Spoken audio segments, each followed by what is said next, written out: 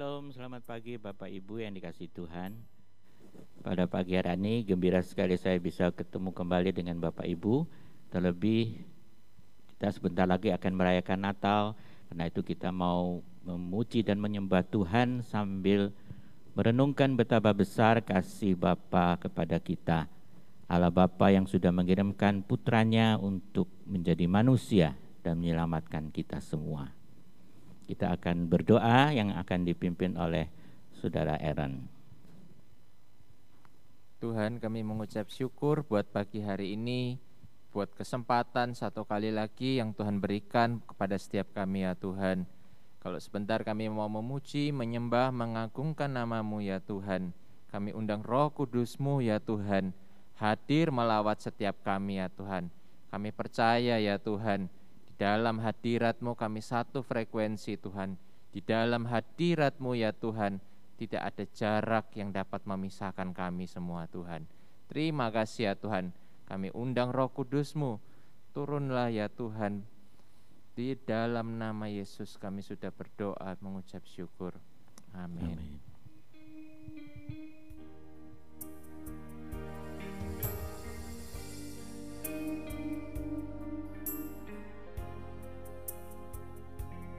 Menyembah di dalam kudus hadirat Tuhan.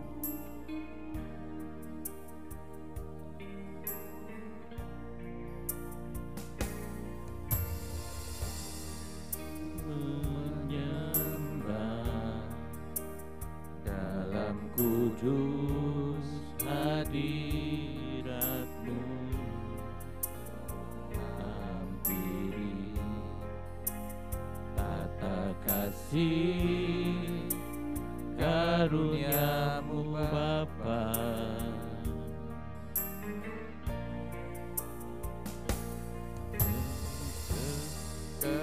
Kekuatanku hanya dalam hadirat-Mu, Yesusku, hanya Kaulah segalanya.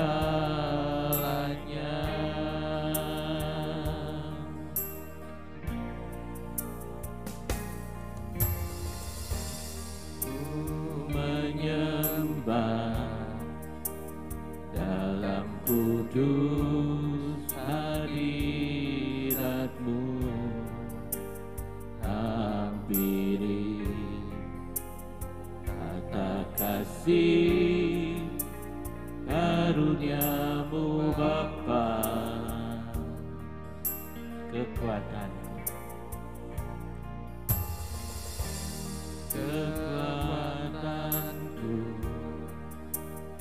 hanya dalam hadirat-Mu, Yesusku, hanya Kaulah segalanya.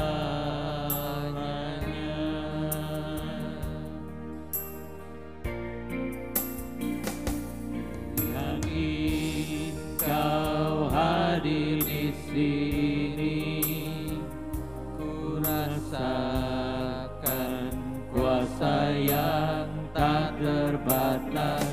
Ku yakin Kau nyata di sini, kemenangan terjadi di sini.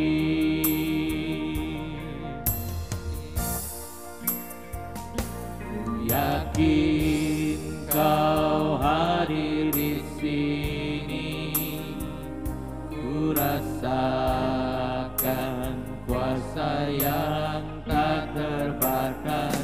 Ku yakin Kau nyata di sini, kemenangan terjadi di sini.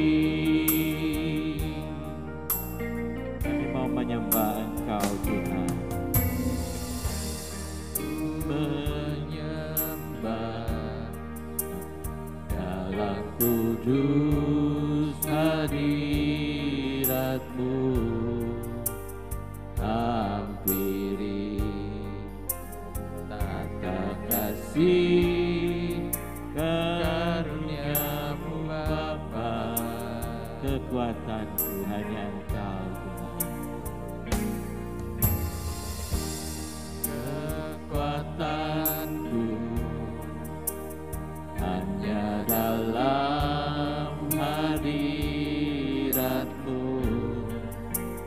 Yesusku, hanya Kaulah segalanya.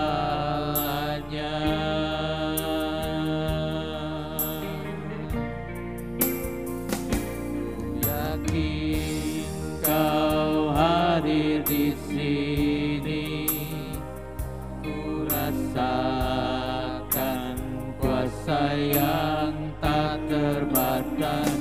Ku yakin Kau nyata di sini, kemenangan terjadi di sini. Kau hadir di sini, ku rasakan kuasa yang tak terbatas. Ku yakin Kau nyata di sini, kemenangan terjadi di sini. Ku yakin Kau hadir di sini, ku rasakan kuasa yang tak terbatas. Ku yakin Kau nyata di sini, kemenangan terjadi di sini. Kesembuhan terjadi di sini, kelepasan terjadi,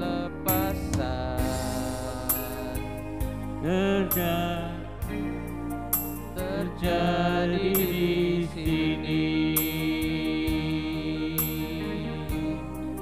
Haleluya, haleluya,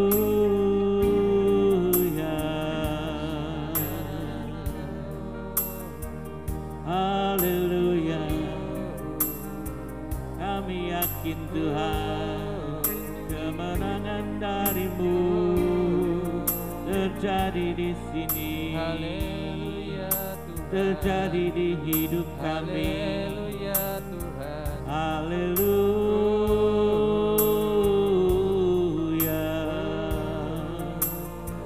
Shikirara maya sandeya, Shikirara so. Yesus, sebab Dia yang layak dipuji. Kami tinggikan Engkau Tuhan, kami agungkan Engkau, kami muliakan Engkau Yesus. Haleluya, haleluya. Engkau mulia, Engkau ajaib Tuhan. Kemenangan Haleluya. saat kami menyembah. Kami mau sembah, kami mau tinggikan nama-Mu. Haleluya.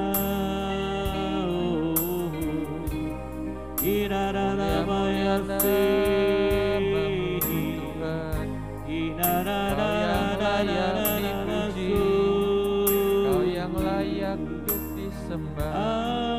Haleluya Yesus, haleluya Tuhan. Syukur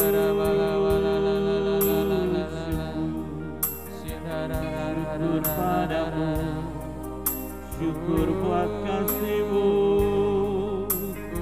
syukur buat kesetiaan-Mu.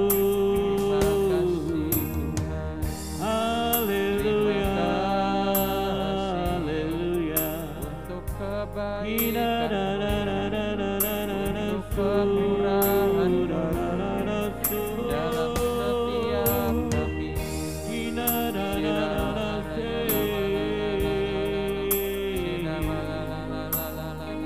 Terima kasih Tuhan,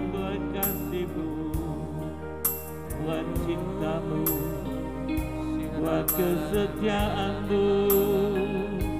Haleluya.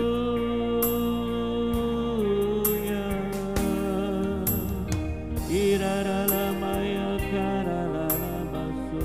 Syukur bagi nama-Mu Tuhan. Terpuji nama-Mu, terpuji nama-Mu. Haleluya, haleluya.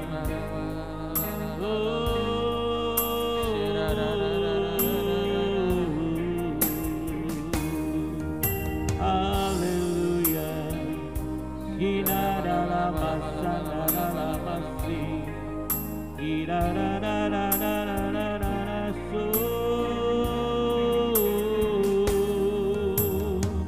Ira ra ra ra ra so. Ina dalam masa dalam masi. Ina dalam maso.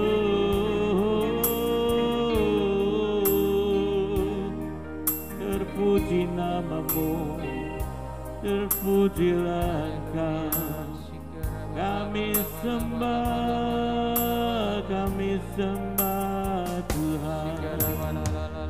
Haleluya, haleluya,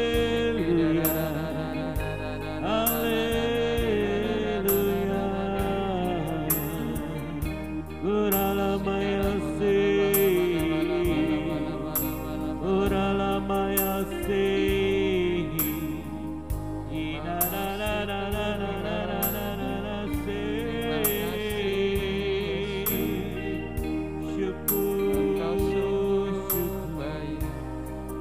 Syukur padamu buat kebaikan-Mu Tuhan, tak habis-habisnya bagi kami Tuhan. Haleluya.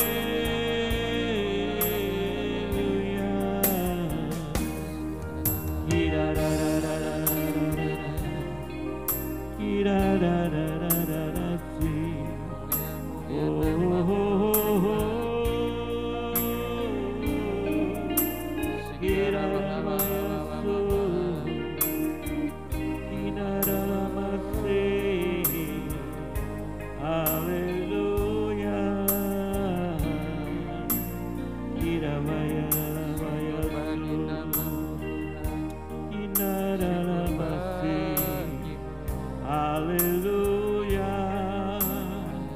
haleluya. Syukur padamu, syukur padamu Tuhan. Terima kasih, terima kasih. Haleluya,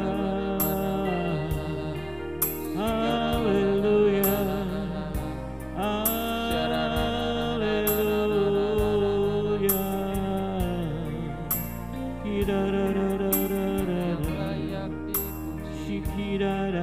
Kau yang layak untuk disembah, tiada yang lain Tuhan, hanya padamu, hanya-Mu.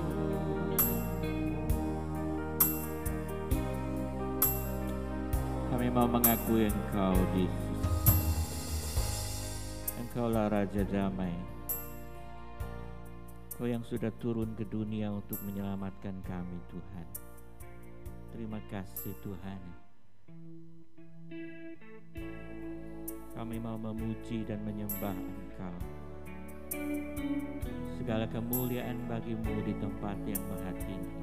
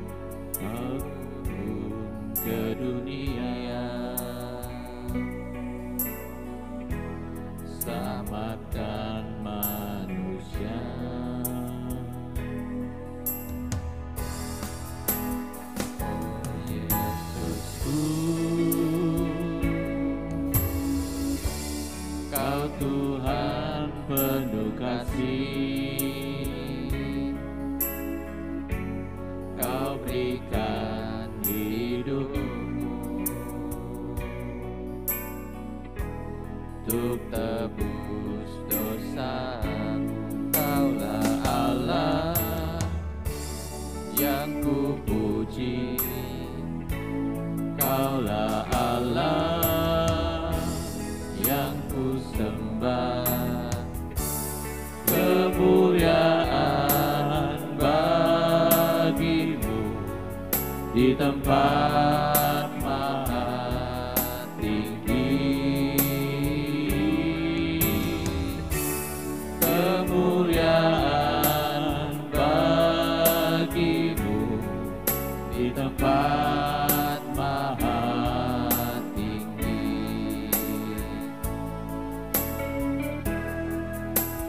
Oh Yesusku, Engkaulah Raja damai. Kau turun ke dunia, selamatkan manusia.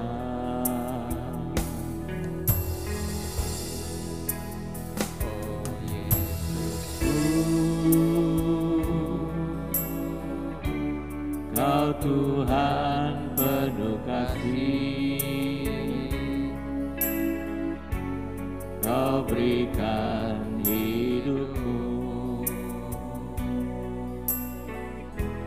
untuk tebus dosa.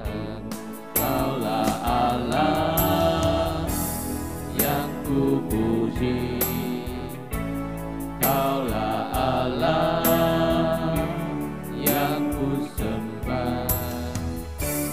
Kemuliaan bagimu di tempat maha tinggi. Kemuliaan bagimu di tempat maha tinggi. Kaulah Allah yang ku puji, Kaulah Allah yang ku sembah. Kemuliaan bagimu di tempat maha tinggi.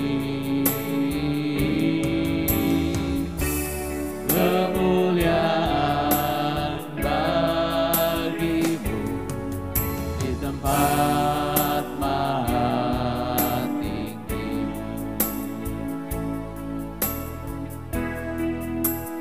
Oh Yesusku, Engkaulah Raja damai. Kau turun ke dunia, selamatkan manusia.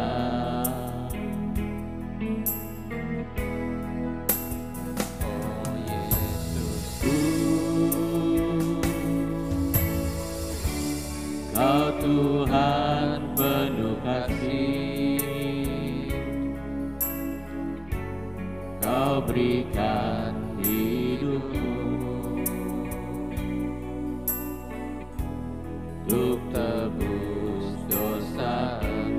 Kaulah Allah yang ku puji, Kaulah Allah yang ku sembah.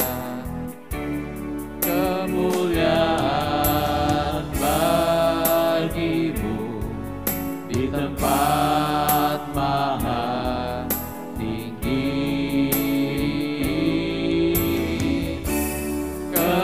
Kemuliaan bagimu di tempat maha tinggi. Kaulah Allah yang ku puji, Kaulah Allah yang ku sembah.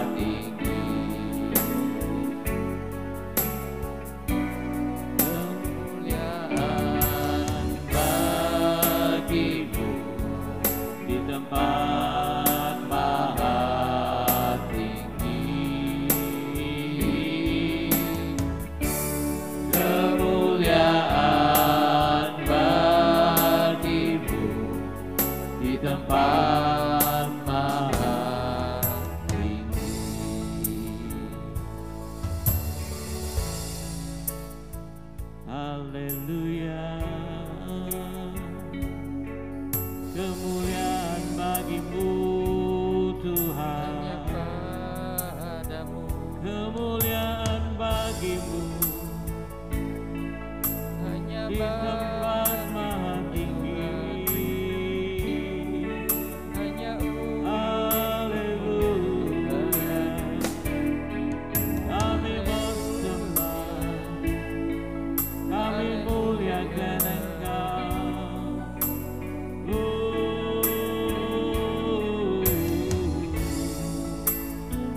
Segala puji bagimu,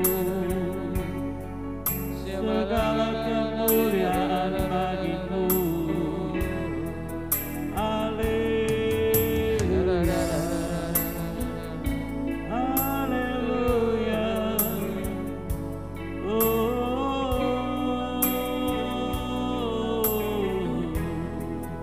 Kami sembah, kami muliakan Engkau, kami agungkan Engkau. Haleluya.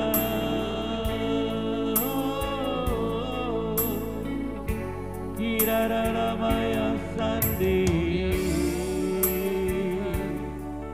Hirararamaya sandi.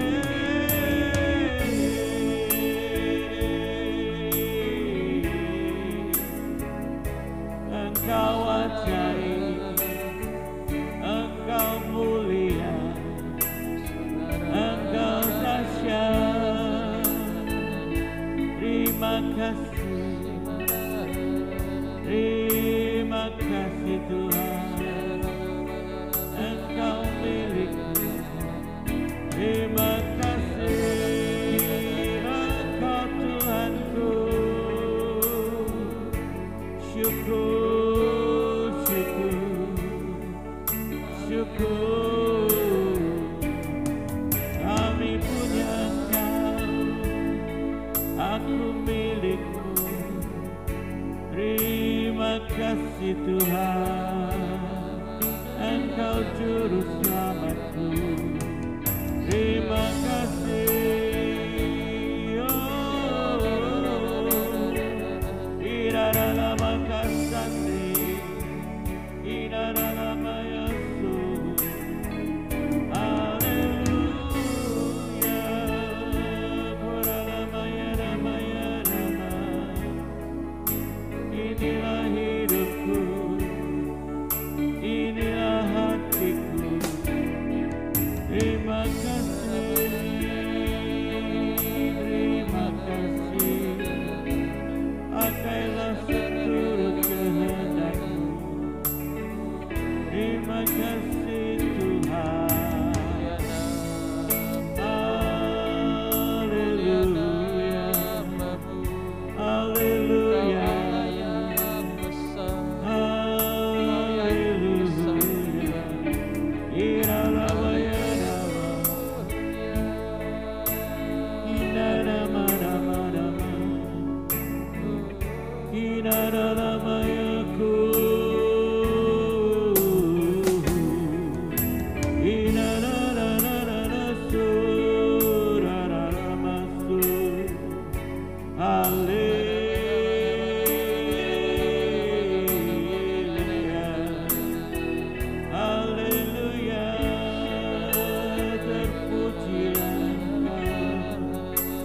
Terpuji namamu.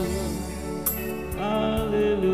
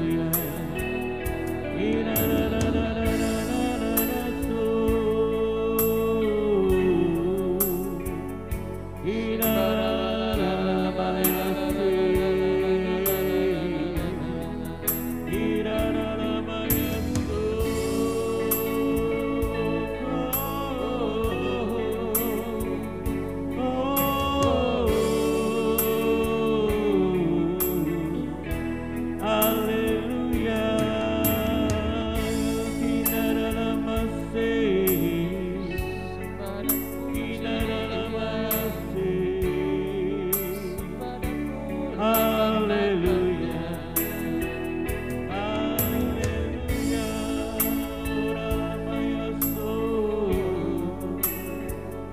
Kirara bara bara basana ramasi, Kirara ramayase,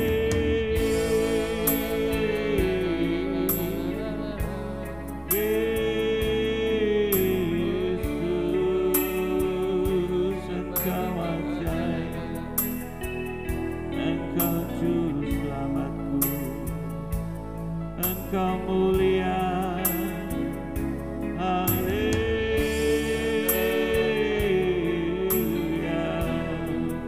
Irararabayaso,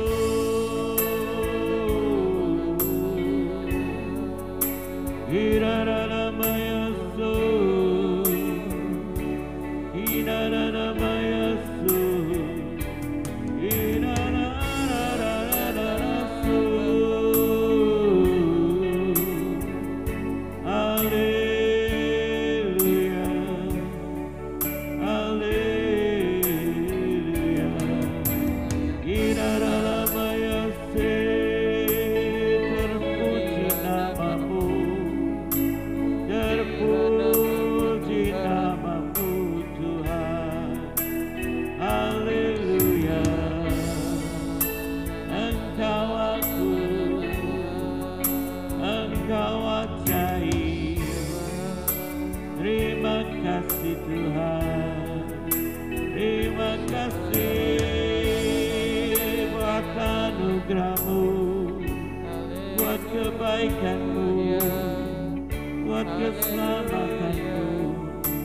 Terima kasih, haleluya, haleluya. Udahlah bagara bagasana lamasi, inara lamasi, inara lamasu, inara lamayasu.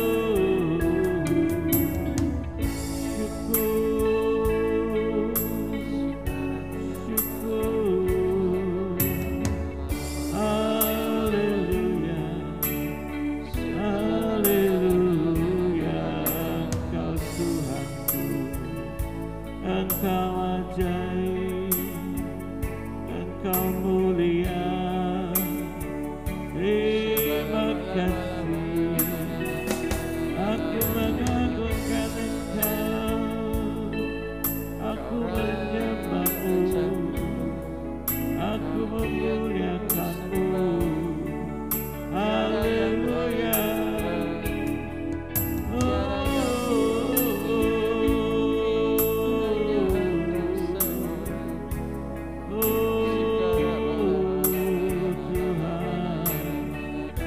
terima kasih. Syukur, syukur padamu, syukur.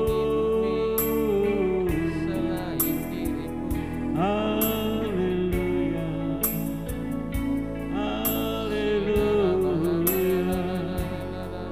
Irararamasana lamasi,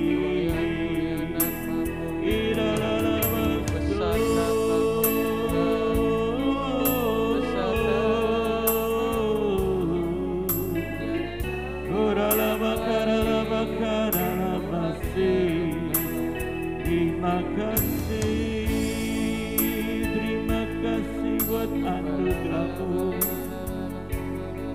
buat pengorbanan-Mu, buat keselamatan-Mu. Terima kasih, terima kasih. Engkau juru selamatku, Engkau penolongku. Kami bersyukur, kami bersyukur, kami bersyukur.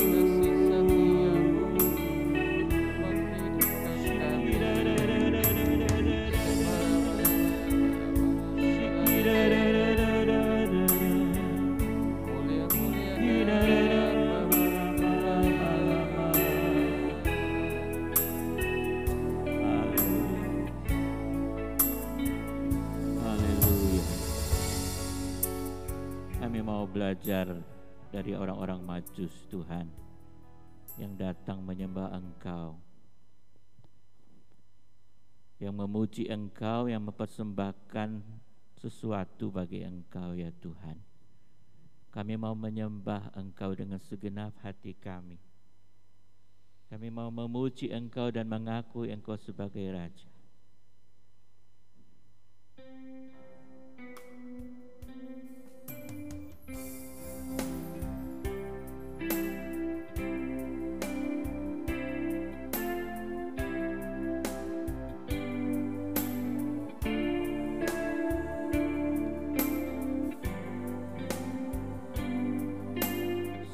Dan puji Dia.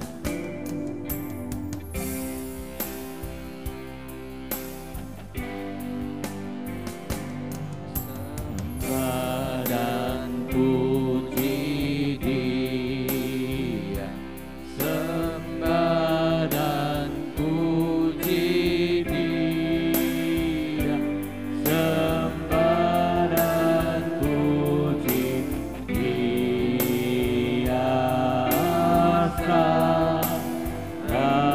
Raja, sembah dan puji Dia, sembah dan puji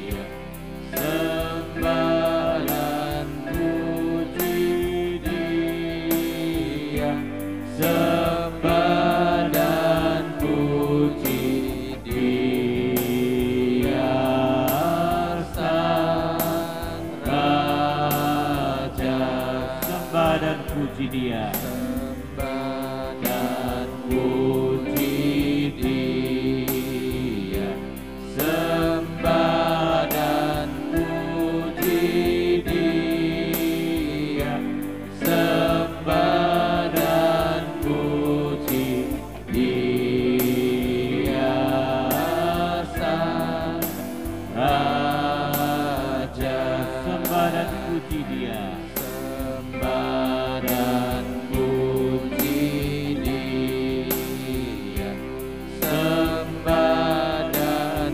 puji Dia, sembah dan puji Dia. Katakan dengan segenap hati, sembah dan puji Dia.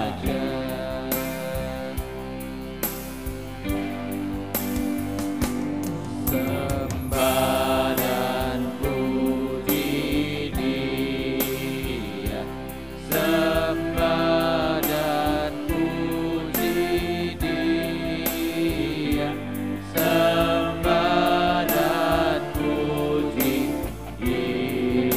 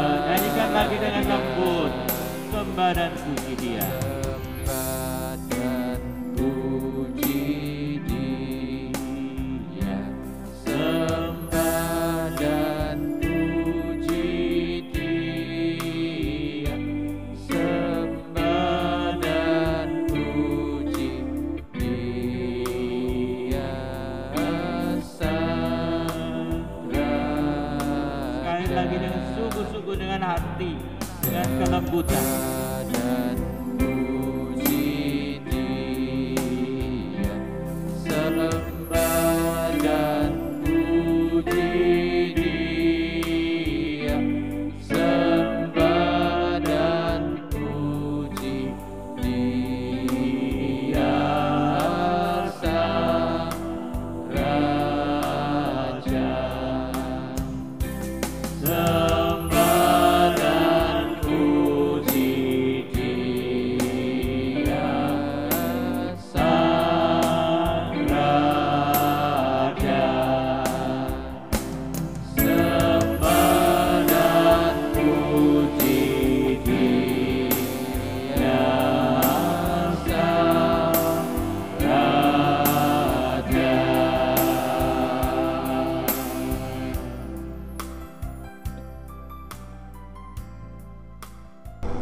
Selamat pagi Bapak Ibu yang dikasihi Tuhan.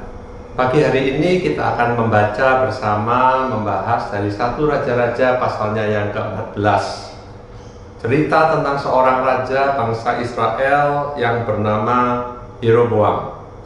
Setelah Salomo meninggal, kerajaan bangsa Israel terpecah menjadi dua. Kerajaan Yehuda yang dipimpin oleh anaknya Salomo yang bernama Rehabeam, dan kemudian kerajaan Israel dipimpin oleh Yeroboam. Yeroboam ini satu karakter yang menarik.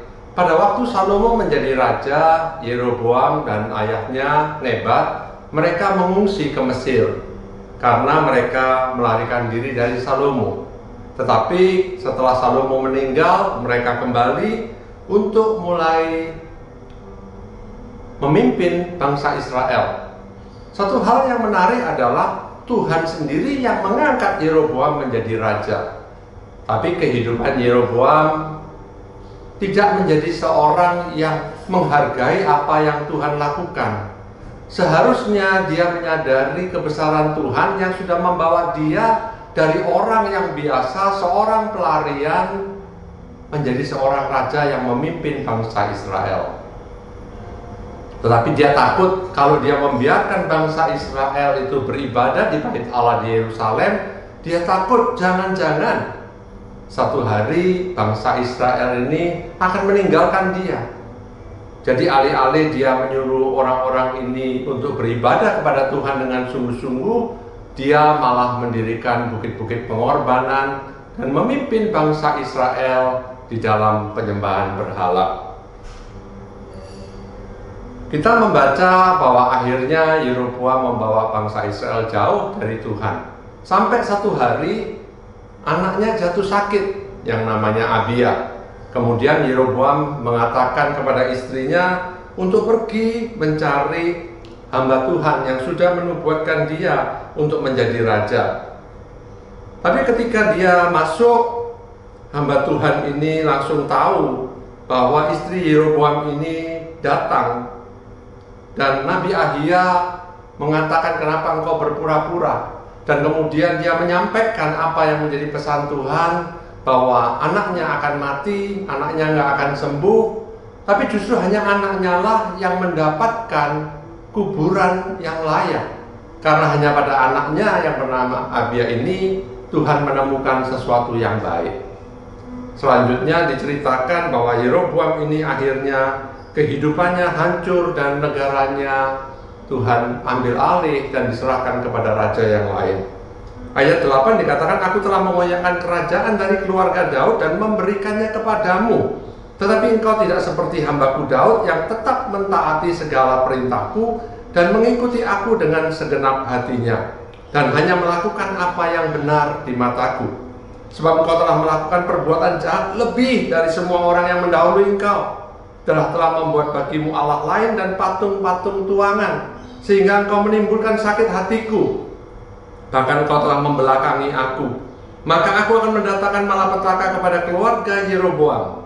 Aku akan melenyapkan daripada Yeroboam setiap laki-laki, baik yang tinggi maupun yang rendah kedudukannya di Israel. Aku akan menyapu keluarga Yeroboam seperti orang menyapu tai sampai habis. Setiap orang daripada Yeroboam yang mati di kota akan dimakan anjing, dan yang mati di padang akan dimakan burung yang di udara, sebab Tuhan telah mengatakannya. Sebuah cerita yang sangat menyedihkan. Seorang yang tidak punya apa-apa, yang diangkat tinggi oleh Tuhan dan dia menjadi raja. Tapi Yeroboam tidak setia. Yeroboam tidak menyadari panggilan Tuhan di dalam kehidupannya. Yeroboam tidak menghargai privilege atau keistimewaan yang dia sudah terima. Dan akhir daripada hidupnya adalah kehidupan yang hancur. Hidup tanpa cerita yang bermakna. Tapi kalau kita pikir-pikir hari-hari ini, kita juga melihat bahwa manusia banyak yang cuma lahir, menjadi besar, sekolah, mendapatkan titel, bekerja, menikah, punya anak, menjadi tua, punya cucu, kemudian meninggal. Tidak ada cerita yang khusus. Tapi saya percaya bahwa setiap kita Tuhan panggil dan Tuhan mau taruhkan cerita-cerita yang luar biasa. Pekerjaan Tuhan di dalam kehidupan setiap kita. Kita bisa berakhir seperti Yeroboam, tapi Tuhan mau kehidupan kita kehidupan yang penuh dengan makna, kehidupan yang punya cerita, di mana ceritanya mempermuliakan Tuhan.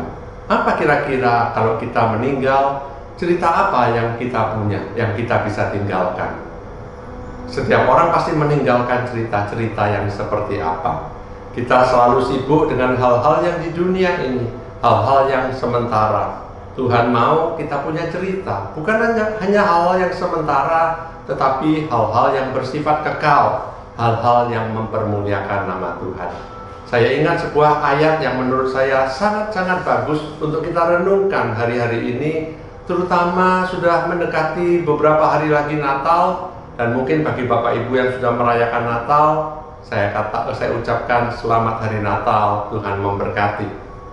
Tapi pada akhir tahun seperti ini adalah waktu yang terbaik untuk kita memperhatikan kehidupan kita, introspeksi, menghitung-hitung apa yang Tuhan sudah lakukan dan apa yang kita lakukan untuk Tuhan sepanjang tahun ini, mempersiapkan hati kita memasuki tahun yang baru, 2022. Ayat ini adalah ayat yang menurut saya ayat yang terbaik untuk kita renungkan hari-hari ini. 2 Timotius 4 ayat 7 mengatakan, "Aku telah mengakhiri pertandingan yang baik. Aku telah mencapai garis akhir. Aku telah memelihara iman. Sekarang telah tersedia bagiku mahkota kebenaran yang akan dikaruniakan kepadaku oleh Tuhan." Saudara, dikatakan oleh Rasul Paulus, dia sudah mengakhiri pertandingan yang baik. Aku telah mencapai garis akhir. Aku telah memelihara iman. Setiap kita dipanggil untuk memasuki gelanggang pertandingan di dalam kehidupan kita. Seringkali di tengah-tengah kehidupan ini banyak hal yang masuk di dalam kehidupan kita, sehingga kita tidak bisa fokus lagi, tidak menyadari lagi bahwa hidup kita ini adalah hidup di dalam sebuah pertandingan. Orang yang hidup di dalam pertandingan dan yang di luar pertandingan jauh berbeda. Seringkali kita menonton sebuah lomba, kita melihat atlet itu berlari sedemikian rupa.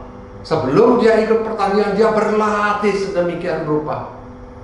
Kita melihat pertandingan sepak bola, mereka berlatih setiap hari pada waktu pertandingan, berusaha setengah mati, sungguh-sungguh mati-matian supaya mereka bisa menang di dalam pertandingan. Apa yang dilakukan orang yang menonton pertandingan? Dia tidak perlu mempersiapkan apa-apa.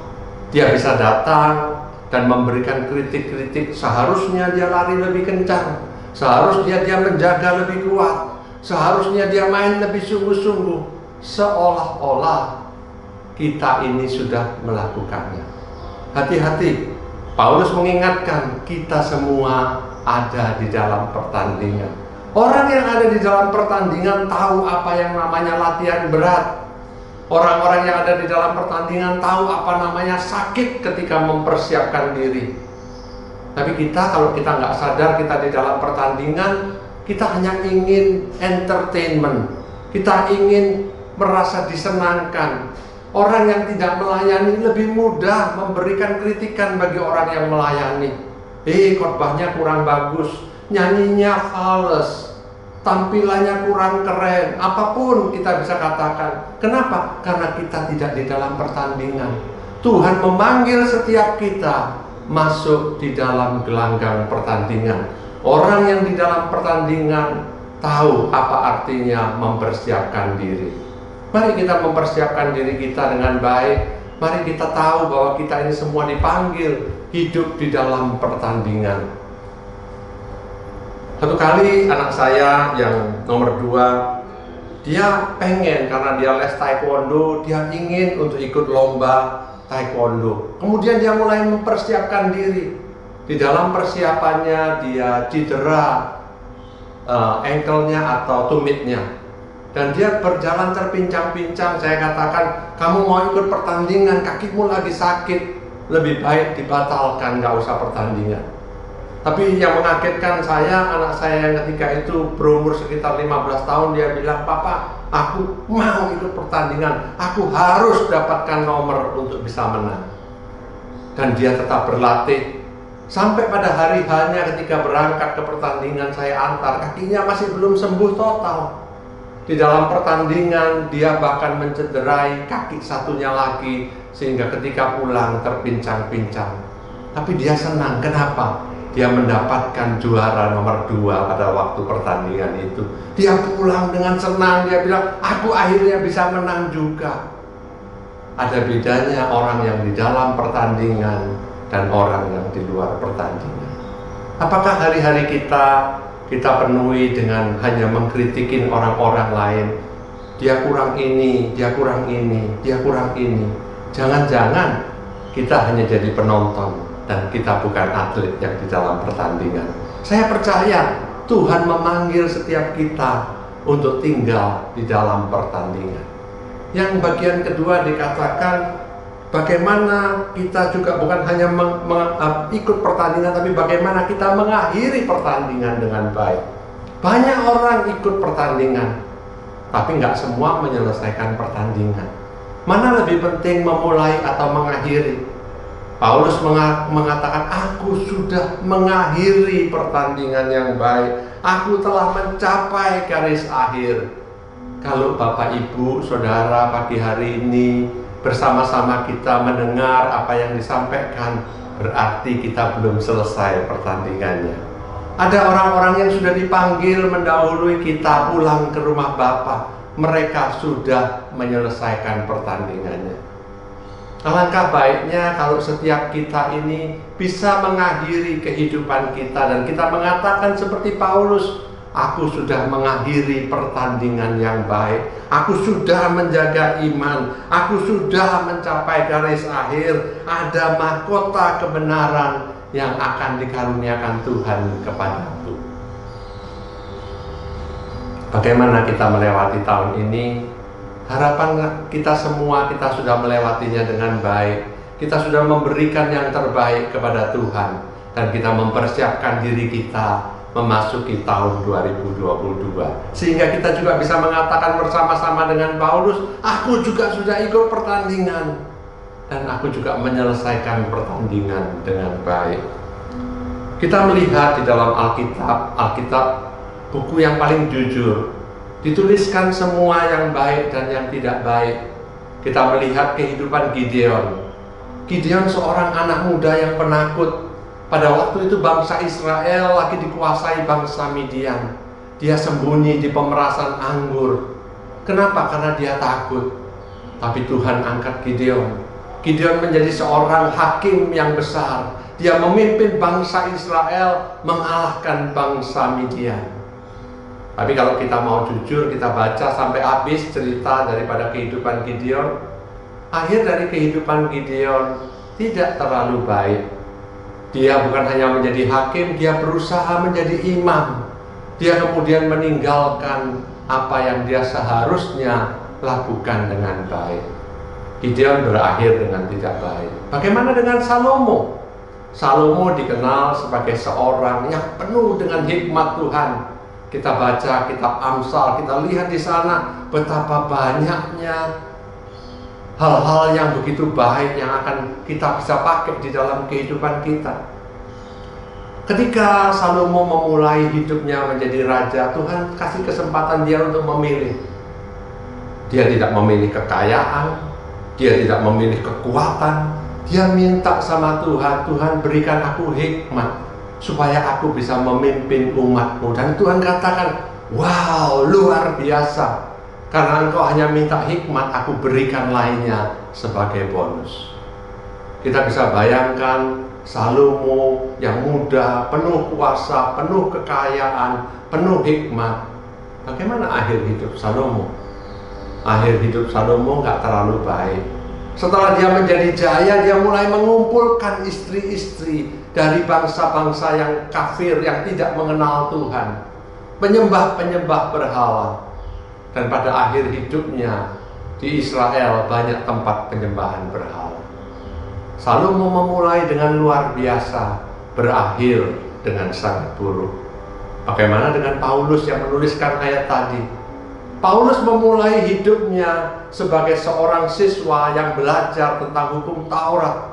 Dia begitu terbakar dengan hukum Taurat sehingga ketika ada orang-orang yang bercerita tentang keselamatan, kasih karunia, Yesus yang datang menebus dosa, dia tidak bisa terima. Dan dia kemudian mengejar-ngejar orang-orang itu, menganiaya pengikut-pengikut Kristus. Sampai satu saat Paulus bertemu dengan Yesus. Dia melihat cahaya dari langit, kemudian dia jatuh. Dia menjadi buta sementara. Didoakan oleh Ananias ketika matanya tercelik lagi. Ketika dia mengenal dan bertemu dengan Yesus, kehidupannya berubah dengan total. Dari seorang yang mengejar-ngejar pengikut Kristus, dia menjadi seorang yang mengikut Kristus dengan sungguh-sungguh. Bukan hanya dia mengikut sungguh-sungguh, dia bersedia untuk mengorbankan jiwanya untuk Kristus. Berulang-ulang kita baca bagaimana Paulus hampir mati, bagaimana dia dipenjara, bagaimana dia disiksa. Tapi dia katakan, semua yang lalu, yang hebat-hebat, yang luar biasa, aku anggap sampah. Tapi pertemuan dengan Kristus, bahkan kematian, dia katakan sebuah keuntungan. Paulus memulai dengan tidak baik, tapi dia mengakhirinya dengan baik. Ada beberapa contoh lagi di Alkitab yang mengakhiri dengan baik. Harapan saya pagi hari ini, dan saya percaya harapan Bapak Ibu sekalian, mari kita akhiri tahun ini dengan baik. Mari kita akhiri tahun-tahun ke depan yang Tuhan sediakan dengan baik. Sehingga ketika kita dipanggil Tuhan, kita bisa katakan juga, aku sudah mengakhiri pertandingan yang baik. Amin, Bapak Ibu.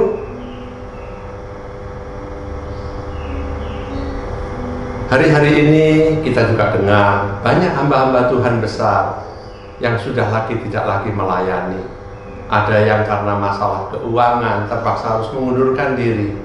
Ada yang masalahnya masalah moral dan harus mengundurkan diri. Banyak kejadian-kejadian itu membuat kita menjadi sedih.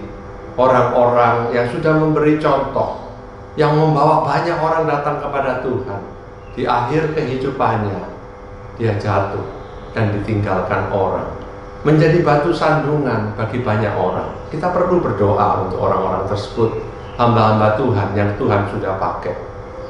Tapi kita nggak berbicara tentang hal-hal yang jauh. Hari-hari ini karena pandemi, kita juga melihat perubahan yang signifikan di dalam gereja. Kita melihat perubahan dari onsite ke online, suatu hal yang tidak terelakkan karena pandemi, tapi merubah gaya hidup orang-orang Kristen. Hari-hari ini kita sudah terbiasa menonton video. Apakah salah? Sama sekali tidak. Pagi hari ini Bapak Ibu juga lagi sedang menonton lewat YouTube. Tapi saya mau beritahu satu hal, menonton di YouTube dan datang ke kebaktian dua hal yang berbeda. Ketika orang diberikan pilihan untuk mulai datang ke kebaktian, sebagian orang mengatakan, aku sudah gak mau. Enak di rumah loh, nonton, bisa sambil santai, bisa berbaring di ranjang, bisa sambil minum kopi, makan kacang, makan roti. Kalau di gereja kan gak bisa habis waktu untuk perjalanan. Tidak ada yang salah dengan nonton di rumah. Bahkan kalau nggak ada pilihan, itu merupakan pilihan yang terbaik. Tetapi ketika kita bisa datang lebih lagi, melayani lagi kembali kepada Tuhan, jangan sampai kesempatan itu kita biarkan lewat. Saya percaya sudah saatnya anak-anak Tuhan bangkit kembali. Yang dulu sudah pelayanan, mulai cari lagi apa yang aku bisa lakukan. Kembali lagi. Jangan sampai kita mulai terbuai dengan hidup di rumah, kebaktian di rumah, dan kita nggak melakukan apa-apa. Iblis senang ketika kita sudah nggak melakukan apa-apa. Tapi saya percaya Tuhan memanggil kita untuk kembali. Saya baca sebuah buku, judulnya Chasing Daylight, bercerita tentang seorang eksekutif puncak di sebuah perusahaan accounting, salah satu yang terbesar di dunia, namanya KPMG, yang pusatnya di New York. Orang ini begitu luar biasa, sukses, anak buahnya ribuan orang, kerjanya terbang ke sana kemari, bahkan sampai ke benua-benua yang lain dia kunjungi untuk mendapatkan pekerjaannya. Dia seorang yang sangat berhasil, orang yang sangat sibuk. Sampai satu saat ketika dia dapat undangan keponakannya menikah di San Francisco, dia berjanji sama istrinya untuk ketemu di San Francisco karena dia punya bisnis lain di China yang harus diselesaikan. Ketika dia sampai di San Francisco dan bertemu dengan istrinya bilang, "Hei sayang, kenapa? Kok pipimu itu melorot? Bagian satu sisi itu melorot." Dan dia katakan, "Masa iya?" Dia melihat di kaca, tapi dia bilang, "Mungkin nggak apa-apa, mungkin aku lagi capek." Tapi istrinya merasa khawatir dan dia bilang, kita harus periksa. Dia bilang, "Nggak apa-apa, nanti kita pulang ke New York, saya akan periksa." Setelah acara tersebut, dia kembali ke New York dan dia berusaha mendapatkan waktu untuk periksa. Ketika dia datang ke dokter dan dokter mengatakan, "Jangan pulang dulu, sebaiknya di MRI." Ketika dia di MRI, dokter katakan, "Jangan pulang dulu, perlu MRI lanjutan." Hatinya mulai merasa takut. Dia tahu ada sesuatu yang buruk terjadi. Ketika malam itu dilihat hasilnya, ditemukan bahwa ada 3 tumor besar di otaknya. Dokter hanya memberikan waktu 3 bulan untuk hidup. Eugene O'Kelly, penulis buku ini, mengatakan itu 3 bulan waktu yang paling baik yang dia punya di dalam kehidupannya. Kenapa? Karena tiba-tiba di dalam waktu yang begitu singkat, dia bisa melihat apa yang penting dan apa yang tidak penting di dalam hidup ini. Seringkali kita pikir hidup ini akan berlangsung untuk selama-lamanya, sehingga kita merasa kalau kita buang waktu kita nggak apa-apa, kita masih punya waktu yang panjang. Tapi ketika Eugene O'Kelly menyadari dia cuma punya waktu 3 bulan, dia kemudian duduk, mengatur ulang semua prioritasnya. Yang dulu dia anggap penting, karir yang begitu luar biasa, dia sudah anggap tidak penting lagi. Kenapa? 3 bulan lagi toh akan ditinggalkan. Dia atur semua pergantian pimpinan, semua pekerjaannya dia selesaikan, dan dia mulai meluangkan waktu untuk hal-hal yang penting. Dulu dia merasa makan dengan keluarga nggak penting. Tiba-tiba sekarang dia mulai menjadwalkan untuk bisa ketemu dengan keluarganya, bisa ketemu dengan familinya, mulai menuliskan surat-surat ucapan terima kasih kepada teman-teman yang sudah membantu dia. Dia terus berkembang, mengembangkan waktu 3 bulan, dan dia katakan di bukunya, 3 bulan ini dia sudah lakukan hal-hal yang penting bagi dia. Dulu dia nggak pernah punya waktu untuk nonton dengan anaknya, dia nonton film Batman dengan anaknya. Kita perlu ingat kembali, waktu itu terbatas. Waktu itu terbatas. Jangan seperti Yeroboam. Dia buang seluruh kehidupannya, memimpin bangsa Israel 22 tahun, tidak meninggalkan satu cerita yang baik yang mempermuliakan nama Tuhan. Saya berdoa, berharap di tahun ini dan tahun-tahun yang akan datang, kita semua akan meninggalkan cerita-cerita yang baik yang mempermuliakan nama Tuhan. Apa yang bisa kita lakukan hari-hari ini? Mari kita ambil waktu yang sisa yang kita punya dalam hidup ini untuk membangun hal-hal yang baik. Yang pertama, mari kita mulai membaca firman, mulai berdoa, hal-hal yang paling dasar. Kita akan ketemu Tuhan, kita akan memuji Tuhan, kita akan mengenal Dia muka dengan muka. Kalau itu kita nggak suka, nanti kalau ketemu Tuhan bagaimana? Nggak kenal Tuhannya. Mari kita bangun dengan memulai lagi membaca firman, mulai lagi berdoa, mulai mencari Tuhan dengan sungguh-sungguh. Yang kedua, apa yang kita bisa lakukan? Mari kita mulai lagi terikat dengan gereja, organisasi-organisasi pelayanan yang dulu kita sudah aktif, yang mungkin hari-hari ini sudah kita tinggalkan, sudah terbiasa enak di rumah. Kita habiskan film demi film seri kita habiskan, kita sambung dengan film seri yang lain. Rasanya begitu nyaman. Mari kita kembali lagi mencari Tuhan, melayani sungguh-sungguh. Kehidupan publik pelayanan kita mungkin dulu jadi asyir, sekarang gereja udah mulai, ayo kita bangkit kembali. Dulu jadi singer, dulu pelayan multimedia, dulu pelayanan apapun, dulu memberi luar biasa. Mari kita bangkit memulai lagi. Saya percaya Tuhan mau kita melayani tubuhnya. Yang terakhir adalah menjadi berkat dan berbuah. Saya percaya bukan hanya membaca firman dan berdoa. Saya percaya bukan hanya aktif dalam pelayanan, tapi hidup ini harus berbuah. Kita menjadi berkat dimanapun kita ada. Saya percaya kalau kita punya teman-teman, orang akan mengatakan, si A ini loh orangnya luar biasa, karakternya bagus, kata-katanya membangun, nggak suka marah-marah, nggak suka nyindir-nyindir, nggak suka ngomong gosip-gosip.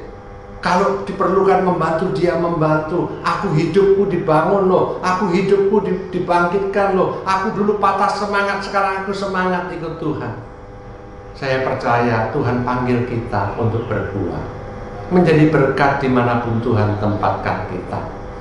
Dan saya percaya bukan hanya itu saja. Kalau kita sudah sungguh-sungguh mencari Tuhan, kita melayani dengan sungguh-sungguh, kita mulai hidup jadi berkat, membangun karakter ilahi dalam kehidupan kita. Pada akhirnya buah yang paling utama, kita akan melihat banyak jiwa-jiwa dimenangkan untuk Tuhan. Mari kita mengakhiri kehidupan kita bukan seperti Yeroboam. Mari kita mengakhiri kehidupan kita seperti Paulus, mengatakan, aku sudah mengikuti pertandingan yang baik, aku sudah memelihara iman. Sekarang ada mahkota kebenaran menanti kehidupanku. Mari kita berdoa. Tuhan, kami mau datang pagi hari ini. Biarlah di akhir tahun ini cerita Yeroboam ini mengingatkan kami satu persatu untuk menjaga kehidupan kami dengan baik, untuk bangkit kembali membangun kehidupan pribadi kami dengan Engkau, membangun kehidupan publik kami melayani di dalam tubuh-Mu, menjadi berkat dimanapun Tuhan tempatkan kami, membawa jiwa-jiwa datang kepadamu, sehingga di akhir kehidupan kami boleh mengatakan seperti Paulus, aku sudah mengakhiri pertandingan yang baik. Hamba-Mu saat ini berdoa untuk setiap yang mendengarkan, yang sedang dalam masalah, biarlah Tuhan berikan jalan keluar, biar Tuhan memberikan kekuatan. Bagi yang sedang masalah di dalam keuangan, biarlah Tuhan membukakan tingkap-tingkap langit, memberkati anak-anak-Mu. Biarlah hari-hari ini, Natal ini, membawa satu mujizat, pengharapan yang baru di dalam setiap kehidupan anak-anak-Mu. Kami berkati di dalam nama Bapa, Putra, dan Roh Kudus, di dalam nama Tuhan Yesus. Yang percaya sama-sama katakan amin.